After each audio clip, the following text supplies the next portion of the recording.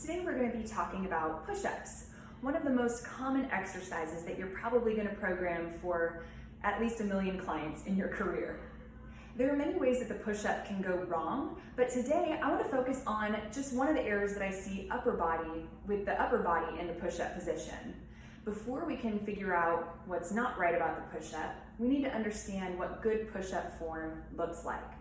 When you're setting your client up, what I have behind me is a higher bar, and this is great for a client who's just starting out and just building up strength in a push-up. Obviously, the lower the bar is, the harder this is going to be, but we're going to start beginner style. As you set your client up, you want to cue them to have their hands about shoulder width apart and line up so that they can drop their chest directly down toward the bar. So let's take a look at what a good push-up looks like. I have my hands about shoulder width apart. You can almost see my toes. I'm up on the toes, abs and glutes tight, and I'm just going to lower my chest down toward the bar with my elbows coming down at a 45-degree angle. So here are a few reps of good form.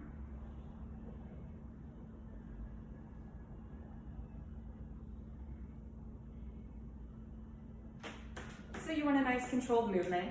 You want to make sure those shoulders are down. Think about your kinetic chain alignment. From the head to the shoulder to the hip, down to the knee and ankle, everything should be in a perfectly straight line, just like it is in a plank. Now I'm going to show you an error that I see. I'm not going to tell you what it is first. I want you to see if you can spot it. So take a look and jot down where you think the problem is in this push-up.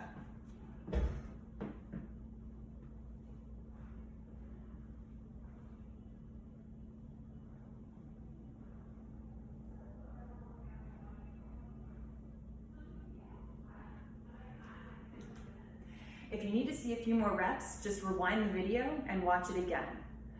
Do you think you know what it is? There were a couple of things that you probably saw in this video. The first was that my hips were a little bit too high. My body wasn't in a straight line. And what might have cued you off is that as I lowered down into the push-up, I was lowering more my face toward the bar instead of the chest.